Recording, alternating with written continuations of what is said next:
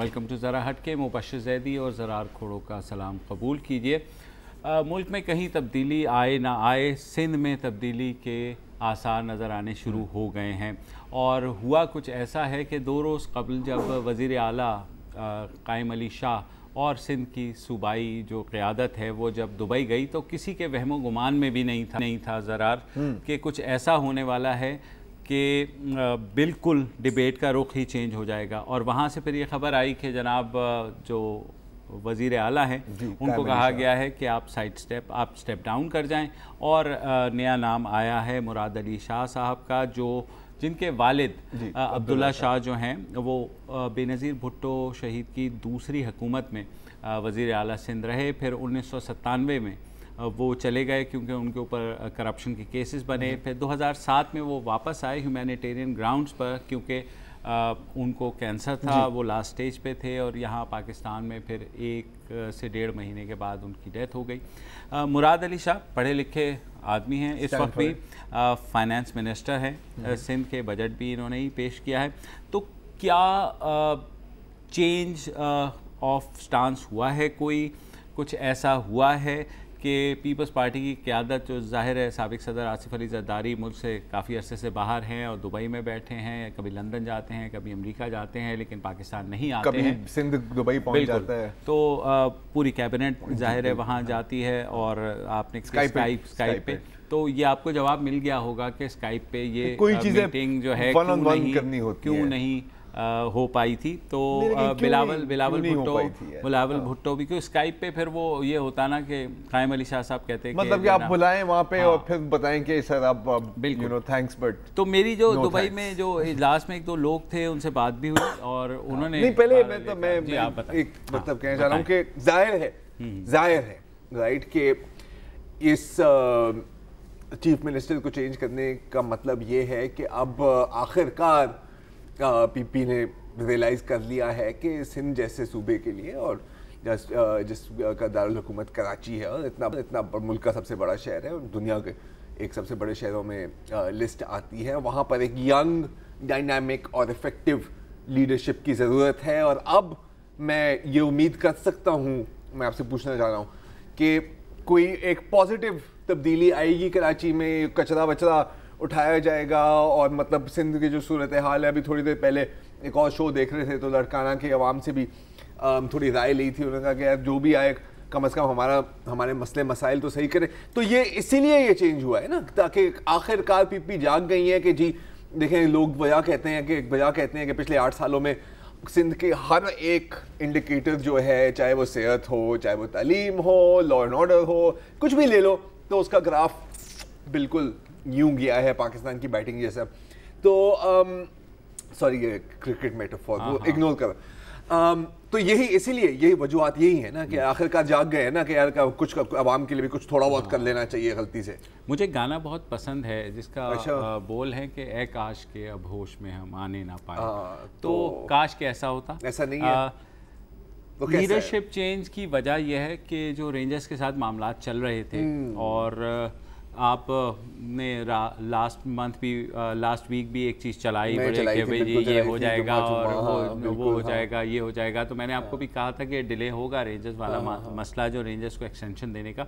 तो अब जो खबर ये आ रही है कि कायम अली शाह के ऊपर ये कहा गया कि आप बहुत सॉफ्ट हैं इस्टेब्लिशमेंट के साथ डील करने में। इस्टेब्लिशमेंट में ज़ाहिर रेंजर्स भी आ जाती है, इस्टेब्लिशमेंट में फ़ौज भी आ जाती है और जो भी ऐसे इदारे हैं जिनके साथ पीपल्स पार्टी की रस्साकशी जो है ना किसी तरीके से चल रही है।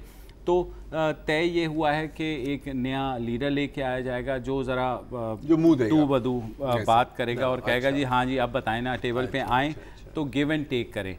और जो रेंजर्स का एक पर्टिकुलर इशू है कि भाई कराची से बाहर आप नहीं जाएंगे, उस पर पीपल्स पार्टी कह रही है कि हम स्टिक करेंगे क्योंकि ज़ाहिर है लड़काना रेंजर्स चले गए थे। देखिए जब कराची तक आप महदूद नहीं, देखिए ठीक है हमने डॉक्टर आसिम को हजम कर लिया, लेकिन कोई बात नहीं, वो कराची में ही था, हजम करना पड़ा। लेकिन ये जो यार आप मतलब आप जाके मतलब डायरेक्ट फ्रंट पॉकेट में मैंने हाथ डाल रहे हो, वो भी लड़काना में, ये तो फिर कैसे बर्दाश्त करें। और जाहिर है आपको याद होगा कि जुमे के रोज कॉल इन डे पर भी पूरी आवाम का यही कहना था कि जी बिल्कुल एज द पीपल हमारा तो मेन मसला यही है ना कि रेंजर्स को इख्तियारात मिलेंगे या नहीं मिलेंगे। ये मैं तंज कर रहा हूँ क्योंकि लोगों ने ऐसी कोई बात नहीं की थी। इनफैक्ट लोगों ने कहा था कि यार ये रेंजर्स के इख्तियारात को हम क्या खाएंगे, हाँ इसको हम मतलब प्लग में डाल के बिजली आ जाएगी, इसको हम नलकों को खोलेंगे तो पानी निकलेगा। नहीं, मुझे थोड़ा सा ये होता है कि पीपल्स पार्टी या कोई भी सियासी जमात हो ना, PR कैंपेन जो है ना थोड़ी जो है ना सॉफ्ट रहती है। अदरवाइज कौन सी कैंपेन है जो तेज होती है यार, तो ये मुझे बता दो।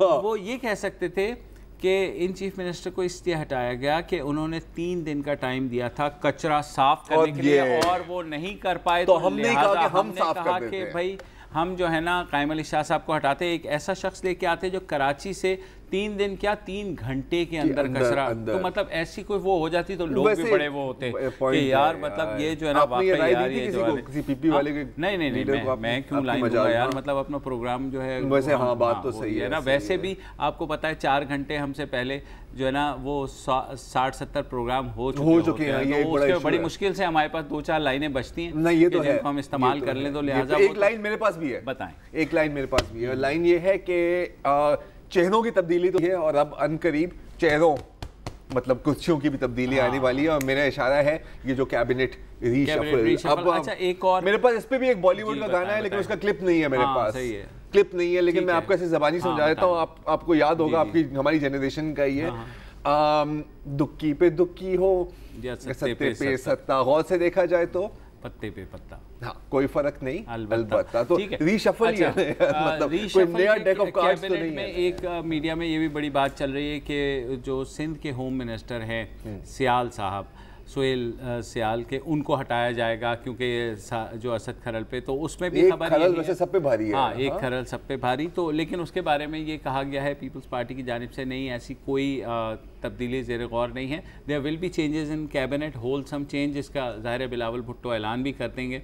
लेकिन मुराद अली शाह के ऊपर जो है कंसेंसस इसलिए हुआ है कि अपेरेंटली जो पीपल्स पार्टी की ज़ाहिर है वो ये कहते हैं कि बड़ा दबंग आदमी हैं, और जो है ना अब मैं चुलबुल पांडे तो नहीं कहूँगा, लेकिन ये कि दबंग, हाँ तो दबंग आदमी हैं, और जो जिन पावर्स के साथ इनकी रस्साकशी चल रही है यानी रेंजर्स वगैरह, वहाँ जा कर के ये जो ना एक इक्वल टर्म्स के ऊपर बात करेंगे। कचरे का कुछ होगा यार, कचरे का देखें, आई एक्सपेक्ट हिम के बिकॉज़ यार मैं मतलब मैं तंग आ गया हूँ रेंजर्स के इख्तियारात से, कसम से मैं रेंजर्स के इख्तियारात से कचरे पे कोई फर्क नहीं पड़ने वाला है यार, तो मुझे तो मतलब यही चीजें चाहिए।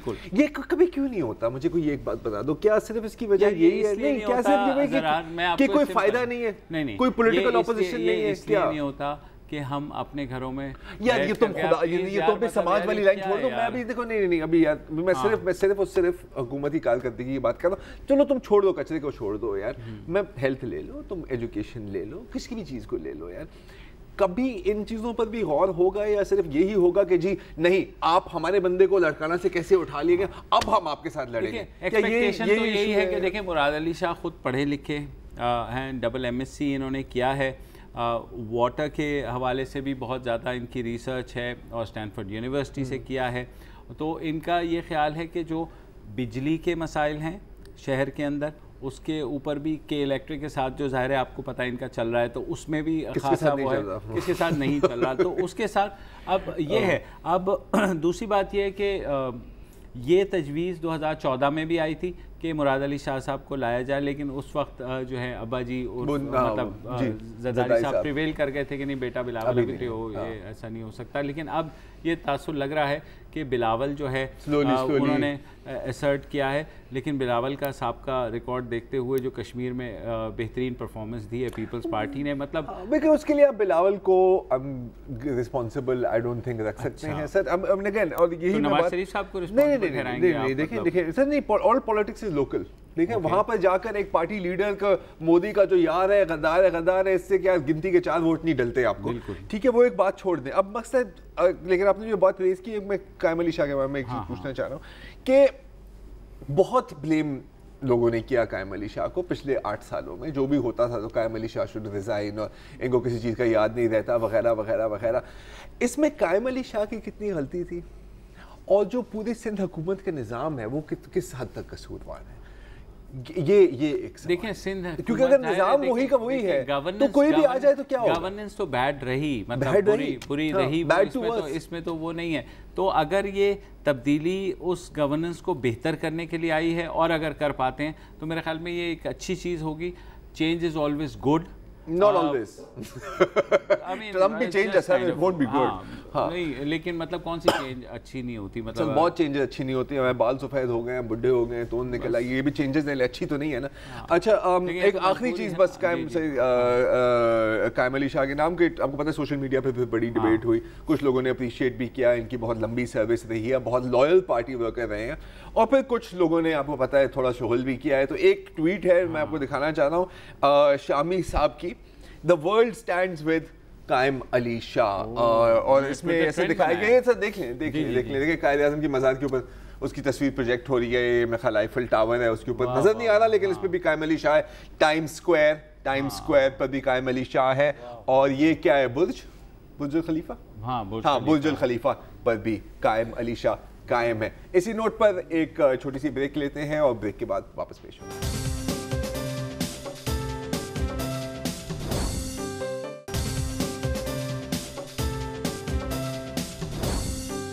Welcome back. और इससे पहले कि मुबशिर इस सेगमेंट को हाईजैक कर ले और क्रिकेट पर बात करें, एक दो पॉइंट्स हैं कायम अली शाह के बारे में। देखिए, पॉजिटिव्स नेगेटिव्स।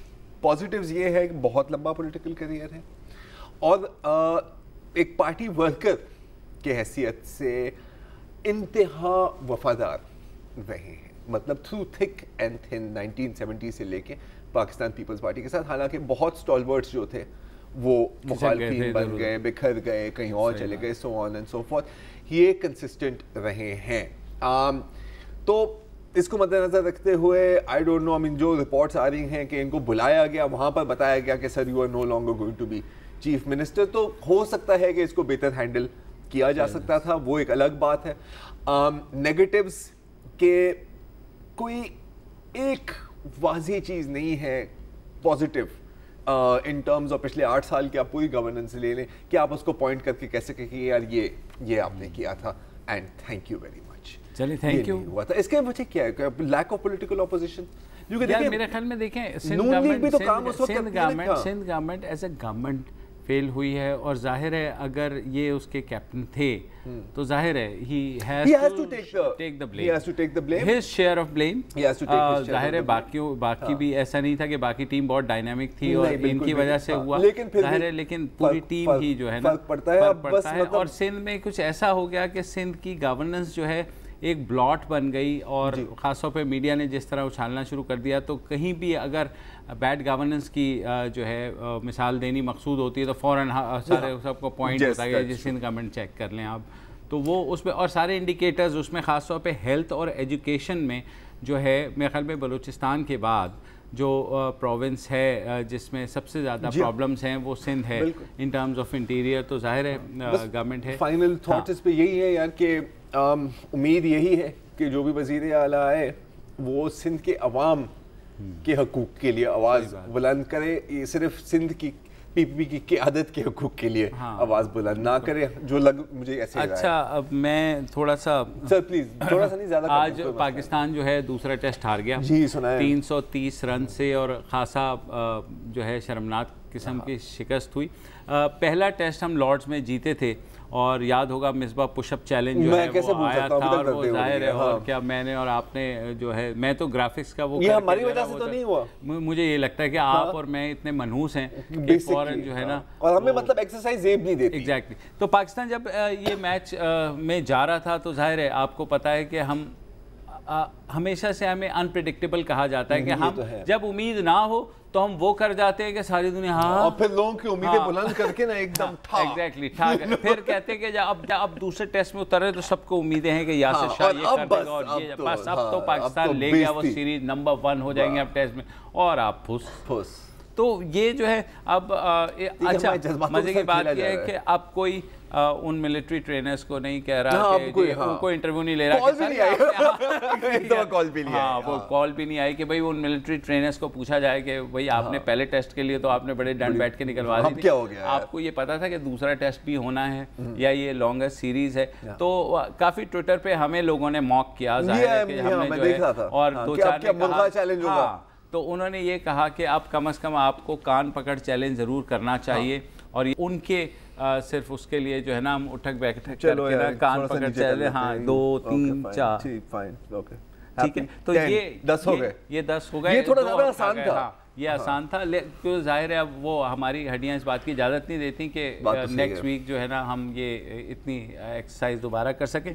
लेकिन लेसन्स अगेन वही हैं कि हमारी टीम जो है वो बरसों से तुके पे चल रही है। मतलब ये जो है, तो मतलब not taking any credit from away from first test कि भाई जिस तरह वो मैच्योरली खेले, लेकिन वही टीम जब एक और टेस्ट में जाती है तो एकदम से वो हो जाती है। कुछ लोग कहते हैं कि टॉस ने बहुत मैटर किया, क्योंकि पाकिस्तान ने उस मैच में टॉस जीता और पहले बैटिंग कर ली, और विकेट्स का ये कहा जाता है कि पहले दूसरे दिन तो बिहेव करती हैं, उसके बाद जाहिर है उनकी डिग्रेडिंग शुरू हो जाती है, और एंड में तो स्पिनर्स जो हैं वो कर लेते हैं। लेकिन हमने भी इंग्लैंड को चौथे दिन हराया, उन्होंने भी हमें चौथे दिन जो है फारिग कर दिया, तो इट्स 1-1 आगे भी है। अब अगले उसके लिए तैयार हो जाए कि वो वुसअतुल्लाह आ जाएंगे। मुझे तो लगता है ये उन्हीं की साजिश है कि जनाब ये कान पकड़ चैलेंज ज़रा आसान है, तो जब वो हमें ज्वाइन करेंगे नेक्स्ट वीक से तो वो हमारे साथ कान तो पकड़ लेंगे, डंड तो वो लगाने पे तैयार नहीं होंगे। लेकिन मैं चाहता हूँ कि हम मैच जीतें, कैसे गायब हुए, बिल्कुल गायब हुए, तो हम मैच जीतें और फिर वुसअतुल्लाह के साथ जो है ना हम एक पुशअप चैलेंज लगवाएं। वो एक पुशअप चैलेंज ही होगा वैसे। सॉरी, मैं गुस्ताखी बात है, बिल्कुल, और क्या। लेकिन एक बड़ी मजेदार टेंडेंसी है ये भी कि अब जैसे पहले मैच के बाद हाँ तो मतलब हीरोज और मतलब मिसबाउल हक बंदे मोमेंट कंधों पे एकदम, अब यार इतनी मनहूस टीम हमने कभी जिंदगी में नहीं देखी। तो मतलब जितनी टीम हमारी अनप्रेडिक्टेबल है, हम भी उतने ही वॉलेटाइल हैं। एग्जैक्टली, हाँ कि मतलब जब हीरो हो तो बस sir you are a living god. हाँ मतलब आपकी तो मतलब यू नो इस्तेमाल शुदा टिश्यू भी मैं मतलब फ्रेम में लगा दूं। और अब देखो मतलब वही ना, हम चढ़ाते हैं ऊपर से, खुद चढ़ाते हैं उनके, शाबाश वो सीढ़ी चढ़ के जाते हैं, बाद में हम सीढ़ी खींच लेते हैं और फिर देखते हैं ये देख अच्छा हुआ तेरे साथ। हाँ। तो इस डिफीट से हम क्या फिलहाल सबक लें? कोई आप ऐसा सबक देना चाहें? पुशअप्स कभी ना किया करें, पुशअप्स कभी ना किया करें, और हमारे लिए ये मैं यही सबक ले सकता हूं, क्योंकि जाहिर है कि मैं अपने मतलब का ही कोई सबक निकालूंगा। सही बात है, ये एक्सरसाइज इज बैड। हाँ, एक्सरसाइज नहीं करनी चाहिए, खासतौर पे हमें तो कभी नहीं करनी चाहिए, कभी नहीं करनी चाहिए। और जो कुछ हमने किया, लेकिन अगली दफा कर ले तो स्टॉक मार्केट ना क्रैश हो जाए। फिर भी मैं आंखें थोड़ी सी इस तरह करके अगला मैच जरूर देखूंगा कि थोड़ा सा कहीं ऐसा हो जाए कि हमारा चांस बने, तो फिर मेरी आंखें, फिर मैं जो हूँ ना आकर के आपको कहूंगा नहीं, फिर तुम ही करना, मैंने तो बस एक ही दफा किया था, उसके बाद तो ऐसा करते कि अगले टेस्ट मैच या सीरीज के बाद जो भी रिजल्ट आएगा, तो हम दोनों में से या तो कोई कान पकड़ के वो करेगा, या कोई फिर वो जो है, या तो एक बाल रंग दे चैलेंज कर लेते हैं हम दोनों।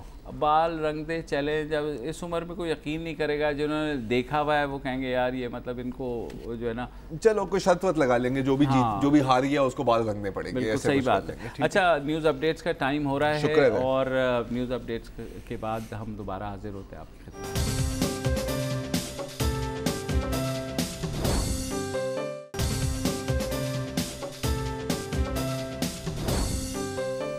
Welcome back. मकबूजा कश्मीर में जारी कर्फ्यू को आज 17वां रोज़ है। भारत के जो वज़ीर दाखिला हैं राजनाथ सिंह, उन्होंने मकबूजा कश्मीर का दौरा किया। इसी दौरान 2 नौजवान वहाँ पर और जाँ बहक हुए, तो टोटल जो वहाँ पर शहादतें हुई हैं वो 50 से ऊपर चली गई हैं।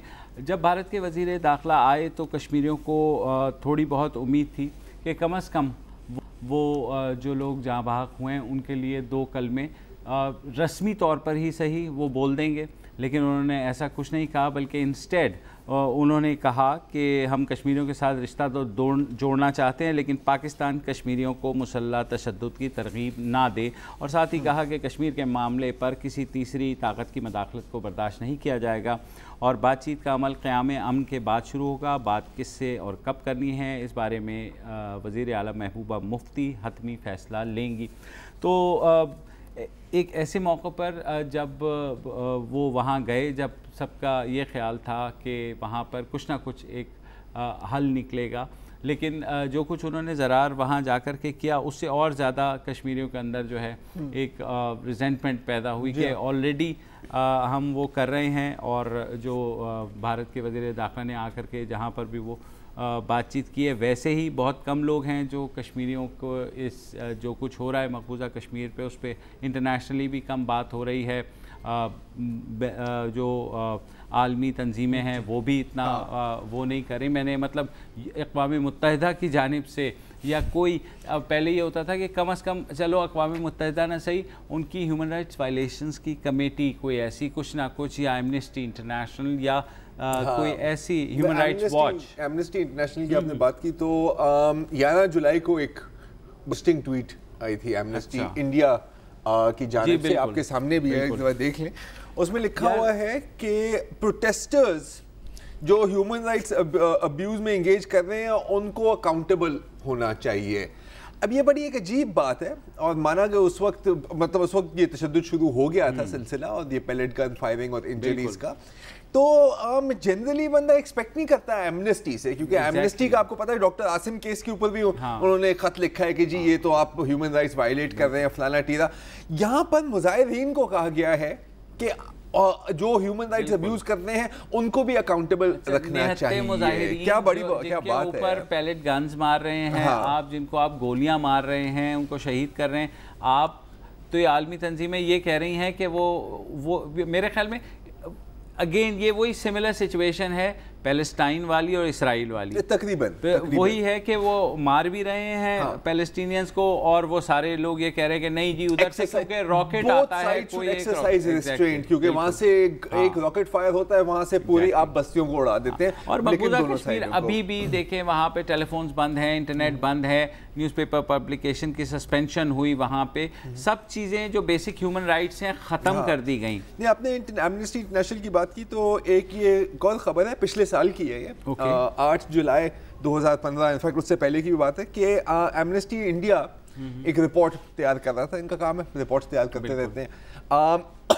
Armed forces special powers act एज पर जो है जिसकी अम्ब्रेला के अंदर इंडियन मिलिट्री और पैरामिलिट्री ऑपरेट करते हैं, तो उसके ऊपर रिपोर्ट हो रही थी कि जब से ये पावर्स दी गई हैं तो एक सिक्योरिटी फोर्सेस के मेंबर को कभी ट्राई नहीं किया गया एक सिविलियन कोर्ट में ह्यूमन राइट्स वायोलेशन पर। तो एक है क्रिस्टीन मेहता जो काम कर रही थी एमनेस्टी इंडिया के लिए, और ये नॉन रेजिडेंट इंडियन है, मतलब ऑफ इंडियन ओरिजिन है, तो इनको बाकायदा डिपोर्ट किया गया था जब वो इस रिपोर्ट की पब्लिकेशन से पहले, क्योंकि एक लॉ है कि जो पर्सन्स ऑफ इंडियन ओरिजिन होते हैं उनको रिसर्च करने से पहले हुकूमत से स्पेसिफिक परमिशन लेनी पड़ती है, और अक्सर इन तरह के केसेस में वो परमिशन दी नहीं जाती।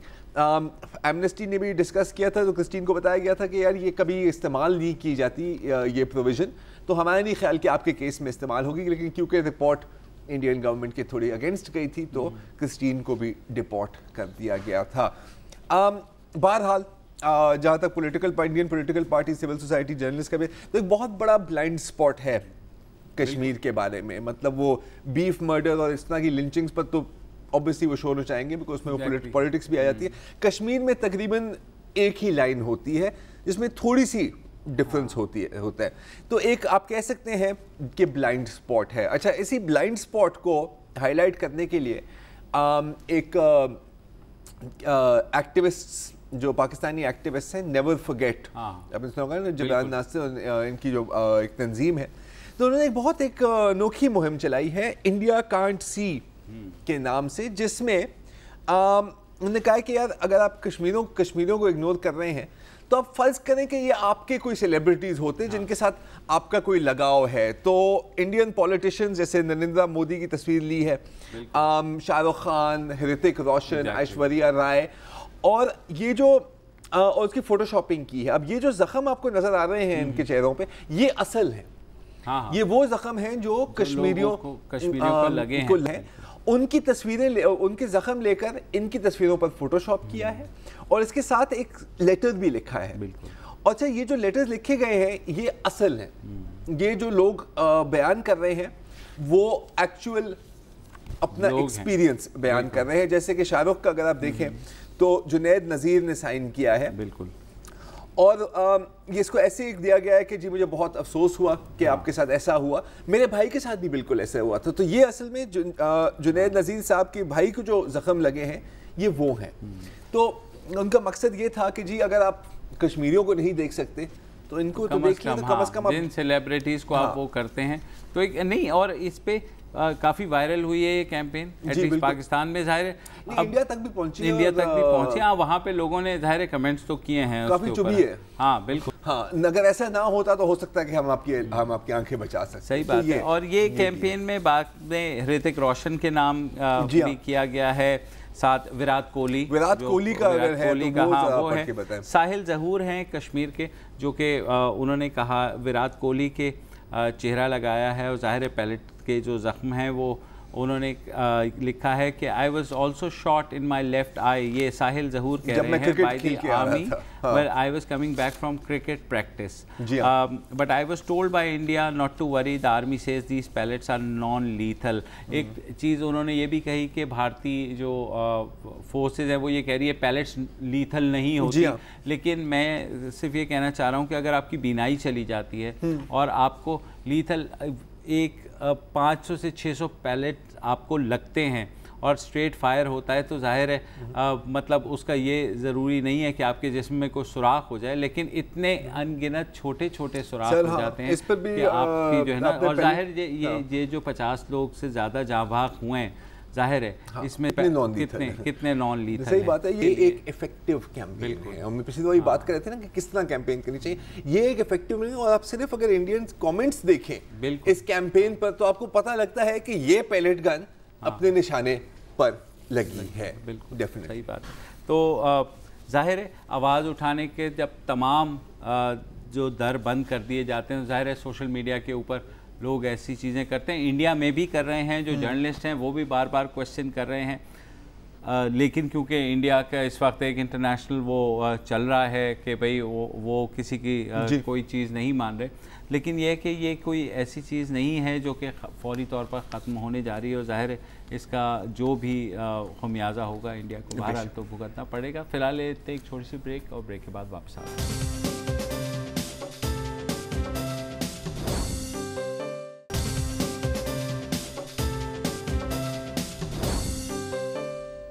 वेलकम बैक जी। अब बहुत ज़्यादा सियासत हो गई, थोड़ी साइंस खेलने, बिल्कुल खेलने। प्लास्टिक्स, ठीक है, प्लास्टिक्स बहुत बड़ी नेमत भी है और बहुत बड़ा नुकसान भी होता है, ज़हमत भी है। बिल्कुल, थैंक यू वेरी मच। हमें पता है पिछले 10 सालों में इतनी प्लास्टिक बनाई गई है और इस्तेमाल की गई है, पिछले 100 सालों में नहीं हुई इस्तेमाल हुई, ठीक है। 50% जो प्लास्टिक इस्तेमाल होती है एक दफ़ा इस्तेमाल होती है और फिर फेंकी जाती है, जैसे प्लास्टिक फॉक्स हो गए, जो भी हो गए। और अगर जितने भी प्लास्टिक्स बने जाते हैं या जो प्लास्टिक हर साल फेंके जाते हैं, अगर आप उनको सिर्फ एक लाइन में लगाएं तो वो लाइन 4 दफ़ा दुनिया के गिर जाएगी, ठीक है, ऑनेस्टली, ठीक है। और ये भी आपको पता है कि 500 से 1000 साल लगते हैं प्लास्टिक को डिग्रेड होते होते। किसी को एग्जैक्टली पता नहीं है क्योंकि इतनी लंबी किसी ने उसको मॉनिटर किया नहीं है। और आखिरी जो आपको खुशखबरी सुना दूं कि साइंटिस्ट के मुताबिक 2050 तक समुद्रों में मच्छियों से ज़्यादा प्लास्टिक होगी। तो ये है हमारा मुस्तकबिल, ठीक है, ये हम सबको पता है। क्या जाए, हाँ, अब कोई होते हैं बिग सोल्यूशंस, ठीक है, और कोई होती है बिल्कुल स्मॉल सॉल्यूशंस। आज मैंने सिर्फ स्मॉल सॉल्यूशंस के बारे में बात करनी है, और 3 सॉल्यूशंस हैं, ठीक है। एक है द प्लास्टिक बॉटल कटर। एक शख्स है, तो एक वेबसाइट है किक स्टार्टर, वहां पर उसने एक प्रोजेक्ट की फंडिंग की, देखें मुबशर, बिल्कुल, ठीक है। तो एक छोटा सा कटर मिलता है, जैसे प्लास्टिक की बोतल है, ठीक है। अब क्या करना है आपने प्लास्टिक की बोतल का, आप इसकी एंड्स काटें और फिर इस कटर को इस्तेमाल करके आप प्लास्टिक रोप बना सकते हैं। और आपको पता है प्लास्टिक कितनी टफ होती है, तो देखें ये यहाँ पर तो ये आर्ट्स एंड क्राफ्ट्स के लिए इस्तेमाल कर रहे हैं, देखें छोटे से रिस्ट बैंड बन रहे हैं, लेकिन इसकी बहुत और भी काम हो सकते हैं। होम इम्प्रूवमेंट्स के लिए देखें ये नॉट हो रहा है, ये एज ए डिवाइडर रोप इस्तेमाल किया जा रहा है। इनफैक्ट एक और इस वीडियो में भी यहाँ ये देखें, इतनी टफ है कि आप गाड़ी को टो कर सकते हैं। जैसे अक्सर मुबशर अभी गाड़ी खराब होती है तो आप रस्सी लगा देते हैं ना, तो इसको इस तरह फोन करता हूँ, तुम्हें फोन करते हो, अल्लाह के वास्ते आके धक्का दे दो। चले एनीवे, तो एक ये है, ठीक है। अब ये तो सिर्फ बॉटल्स की बात हुई, बाकी भी प्लास्टिक कचरा होता है यार, प्लास्टिक फॉक्स, प्लेट्स हो गई, बॉटल कैप्स, तो उसका क्या करें। तो एक डच डिजाइनर है डेव हैकन्स, तो उन्होंने एक सिस्टम बनाया है कि पहले तो ये सारी जो प्लास्टिक का वेस्ट होता है, अगर आप देख रहे हैं स्क्रीन पर, उसको आप इस श्रेडर में डालें, जैसे बिल्कुल पेपर का श्रेडर होता है, तो इसके छोटे छोटे पीसेस बन जाते हैं। फिर आप उसको फीड करें इसके अंदर और इसको सेपरेट करते हैं with colour and so on and so fourth, और फिर ये इस मशीन में फीड होता है। वहां पर ये हीट होके इसमें से एक बिल्डिंग मटेरियल टाइप चीज बन जाती है, जिससे फिर आप कुछ और भी बना सकते हैं, जैसे कि ये डस्टबिन, ये आप देख रहे हैं ये प्लास्टिक की बनी हुई है। तो प्लास्टिक वही है जो 1000 चीजों से निकला है, लेकिन फिर आप इससे कुर्सियां बना सकते हैं, आप फर्नीचर बना सकते हैं, प्लेट्स वगैरह वगैरह। So this is plastic recycling. अब डेव हाकिंस ने ये इसकी सारी जो ये मशीनरी है इसके ब्लूप्रिंट्स इंटरनेट पर फ्री लगा दिए हैं कि जी कोई भी इस्तेमाल कर सके, मुझे इसमें से कोई मुनाफे के पीछे मैं नहीं भागा। और वो उनका ये कहना है कि वो चाह रहे हैं कि हर शहर में एक छोटा सा इस तरह का प्लास्टिक सेंटर हो कि आपका जो कचरा है प्लास्टिक का फेंके ना, आप वहां लाएं, आपको किलो के हिसाब से कुछ पैसे मिल जाएंगे, और जो वो दुकान चला रहा है वो इससे फिर आगे प्रोडक्ट्स निकालेगा। अच्छा, और फिर एक आखिरी चीज यार, लास्ट मिनट है तो मैं इसको कवर कर लूं, प्लास्टिक इनटू फूड, क्योंकि ये भी एक बहुत बड़ा इशू है ना कि दुनिया में अभी इस वक्त 870 मिलियन लोग भूखे हैं, बिल्कुल, ऊपर से फिर प्लास्टिक्स भी है। तो अगर आप किसी तरह प्लास्टिक्स को खुराक में तब्दील कर सकें तो ये कैसे होगा? और ये है तो जादू, लेकिन बंदे ने किया है। ये एक प्लास्टिक्स को थोड़ा प्रोसेस करके इन कप्स में डालते हैं और थोड़े केमिकल्स के अंदर ऐड होते हैं, और फिर एक फंगस है फंगाई म्यूटेरियम, जिसको इसके अंदर इंट्रोड्यूस करते हैं, और कुछ टाइम के अंदर ये प्लास्टिक को ब्रेक डाउन करके मशरूम्स बन जाते हैं जो फिर आप खा सकते हैं। ये आप देख रहे हैं, अब इसके अंदर आप फ्लेवर्स भी डाल सकते हैं, कुछ भी कर सकते हैं। तो ये कुछ सॉल्यूशंस हैं। ये देखें ब्लैक प्लास्टिक बैग वाला जो होता है इसके अंदर जा रहा है, ऐसे के लिए यही देख रहे हैं बैग्स का, तो ये है। तो एनीवे अनफॉर्चुनेटली हमारा टाइम खत्म हो गया है मुबशर, और आप कुछ कहना चाह रहे थे लेकिन आप कल फिर इसको कहना, क्योंकि आज के लिए टाइम बिल्कुल ही खत्म हो गया है। हमें इजाजत दें, अब हम मिलेंगे आपसे कल इसी वक्त इसी चैनल।